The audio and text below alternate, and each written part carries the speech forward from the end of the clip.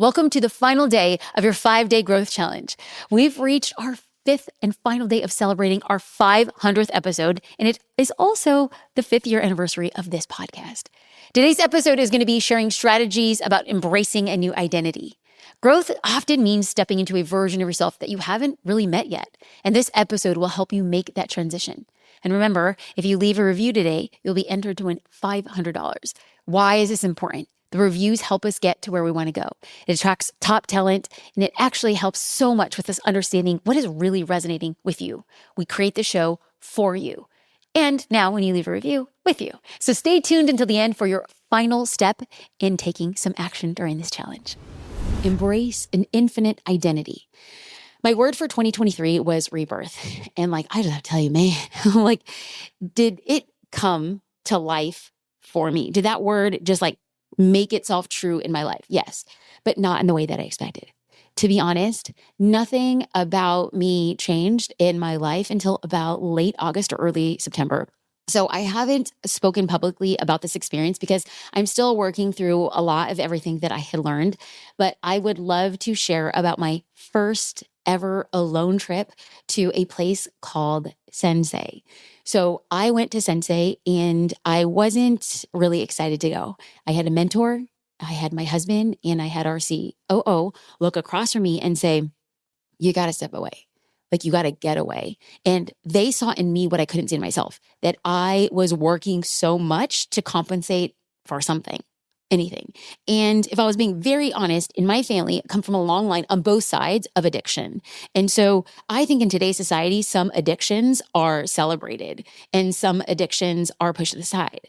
And so we know addictions that are not so healthy. And I think I got to a point where I got really addicted to work. And it was the only thing I wanted to do. And I think that the work was substituting me not wanting to address stuff that had happened in 2022. So I thought, 2023, I'm getting this new word. It's called rebirth. And all of these things are going to be so amazing. I'm going to be a new person. And in my mind, in my finite, small-minded human thinking, I was like, my rebirth would be totally perfectly scheduled around February, March, because I'm going to be ready for it. And then I just realized that the more that things didn't change in my life, the more I just wanted to work, because work kept me busy and work kept me not feeling the things that I wanted to feel. And so when I was 100% with my family, I was 100% with my family, but I wasn't 100% with work. It was just 100% with work.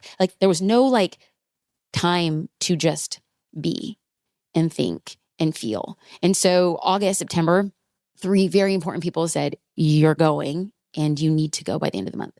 So I went and I spent a week by myself, something I have never done in my entire life. And there I met a lot of great people. I worked with therapists. I did meditation. I did yoga. And one of the things that I learned is that something I've always learned, but it was good to hear it again, is that I am not my work and my work isn't me. And my worth is not in the work that I do, the work that I produce, or how much I work. And more than anything, I learned that my identity isn't fixed. It doesn't have to be one thing. I believe that our identities can be infinite. I could be an entrepreneur, and I could be a mother, and I could be a partner in life, in business, in friendship. I could be a daughter, I can be a granddaughter, I can be a friend, I can be an auntie, I can be a cousin. I can be 37 different types of entrepreneurs. You have the power to evolve and change, no matter what box people try to put you in, or, let's just be real, the box you put yourself in. So in order to do this, you have to reflect on what you want to change. You want to set clear goals. And you want to be open to evolving over time. Let people know about your goals, act on your goals, and be kind to yourself as you grow. It might feel like you're starting over when you decide to reinvent yourself or your career, but trust me, you're not. We can get into an example, right? Let's say there is an esthetician. Let's call her Brittany. And, Brittany's business really got started and started getting noticed on TikTok, but not by potential clients, but by other estheticians.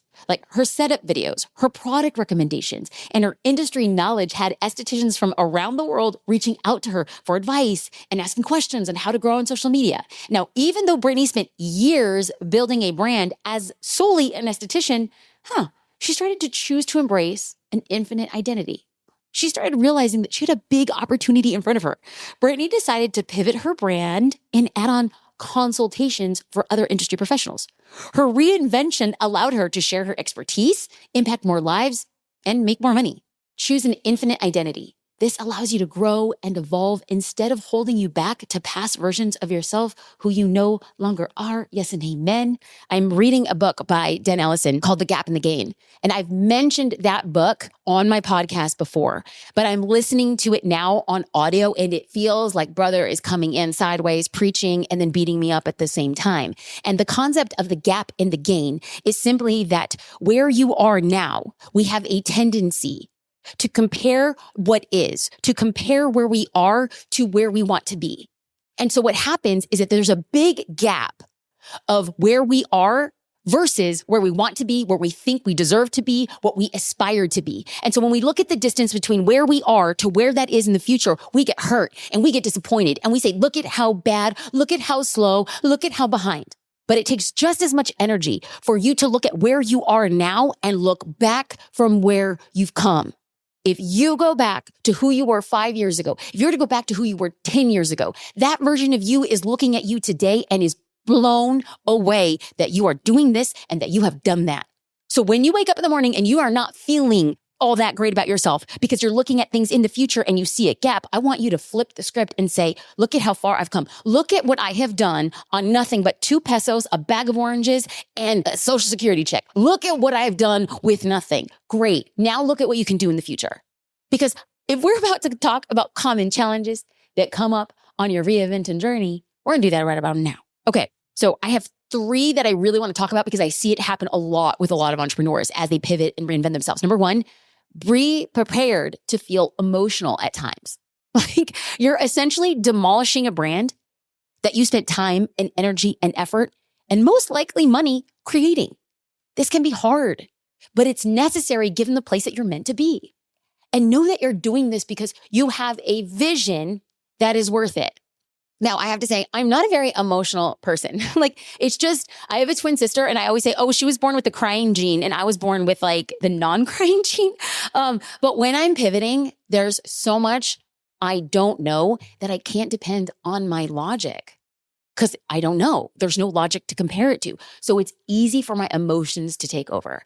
But here's a reminder that I repeat to myself. Emotions change, facts don't. Emotions are fleeting. My vision isn't.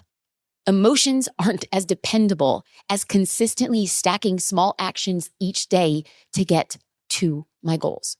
So while we might feel the temptation to be a little bit more emotional, we're not going to let our emotions overrun the vision. We're not going to let our emotions overrun the logic that it takes to do the small work in the dark and cold days to get to where I want to go. Can I get an amen? Yes. Number 2, expect resistance from others, including friends, family, followers, or colleagues. They might not understand and they might not support your reinvention journey. I want you to stay true to yourself and stay true to your vision, even if it means that you're facing opposition from people who love you and are trying to protect you. Now, please note, it doesn't last. People will get used to the new version of you, and your success will silence their doubts. What I have learned is that sometimes people don't want to see you grow and evolve because they fear that change or they feel threatened by your progress. I got a message on Instagram from a person. Now, before anybody thinks, oh, it was like a hater or it was like an anonymous comment.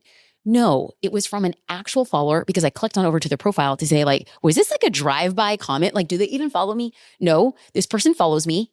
This person has their face and their name attached to their Instagram profile and they're using it for business. So I got a message from somebody who had said, I really think that you should stick to posts about social media. Your new business content feels a little bit like, and then she put like ellipse, like 3 dots. It feels a little generic, that too. It feels a little generic and like you don't have a clear point of view. Ooh, pew, pew, pew. And I thought to myself, game on, game on. Not everybody will be for me, but you're going to be sad that you were never with me. Let's get on to number 3. But it's just hearing it and sitting through it. And we're okay with that. So number 3 is to push back and past the fear of self-doubt. Now, I want you to recognize these feelings are totally natural, but do not let them hold you back. Instead, I want you to focus on your strengths and your past successes to build confidence in your ability to succeed. Remember, every setback is an opportunity to learn and grow stronger. Embracing a new identity is both exciting and challenging, but it's the key to reaching your fullest potential. Your final action step of this challenge is to visualize the person you want to become. All we want you to do is write down one action, just one, that you could start today to begin living as that person. And the reason why we have this challenge is because we didn't want you being the same as you started. As you took this challenge and you took one tiny action every single day as part of the challenge, you are a different person. And that's the thing we created this for. I also want to remind you, don't forget, today is your last chance to leave a review and enter to win $500. Thank you so much for being with me on this journey. Here's to your growth into the incredible things ahead.